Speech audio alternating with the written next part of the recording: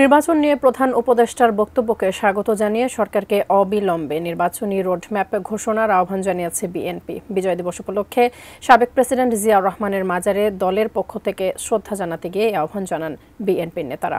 আরও জানাচ্ছেন মাহফুজা মোসলেহি।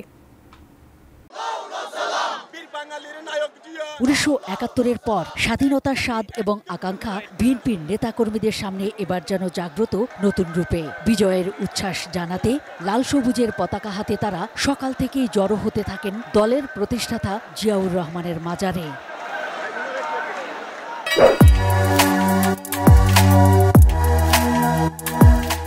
ঢাকা ও এর আশপাশ এলাকা থেকে বিএনপির মিছিলে স্লোগানে জনসমুদ্রে পরিণত হয় চন্দ্রিমা উদ্যান এলাকা। বিএনপির প্রতিষ্ঠাতা সাবেক রাষ্ট্রপতি জিয়াউর রহমানের সমাধিতে ফুল দিয়ে শ্রদ্ধা জানাতে গিয়ে তাৎক্ষণিক প্রতিক্রিয়ায় বিএনপির স্থায়ী কমিটির সদস্য মির্জা আব্বাস অন্তর্বর্তী সরকারকে দ্রুতই নির্বাচন দিয়ে জনগণের ভোটাধিকার ফিরিয়ে দেওয়ার আহ্বান জানান। যারা অংশী হন তারা যদি চায় উনি যৌক্তিক সময় নির্বাচন দেবেন, সাধুবাদ জানান। আমরা দেখেছি ভোটের কথা বললে, ইলেকশনের কথা বললে অনেকেরই মুখ বাঁকা হয়ে যায়, কিন্তু আমরা পরিষ্কার বলতে চাই, আমার নেতা তারেক রহমান সাহেব পরিষ্কার বলেছেন আমাদেরকে কতদিন অপেক্ষা করতে হবে এটা আমাদের একটু জানিয়ে দিন।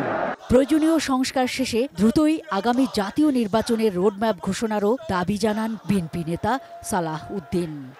মাননীয় প্রধান উপদেষ্টা ইতিমধ্যে একটি ধারণা দিয়েছেন, তবে আমরা আশা করব শুধুমাত্র ধারণা নয়, দিন তারিখ মাস ক্ষণ সহ সুনির্দিষ্ট একটি রোডম্যাপ তিনি আমাদের সামনে, জাতির সামনে প্রকাশ করবেন।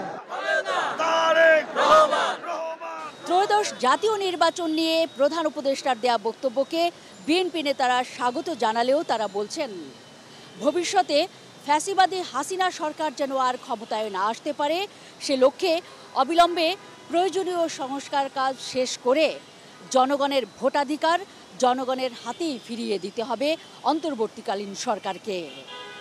Mahfuza Moslehi, ATN news, Dhaka.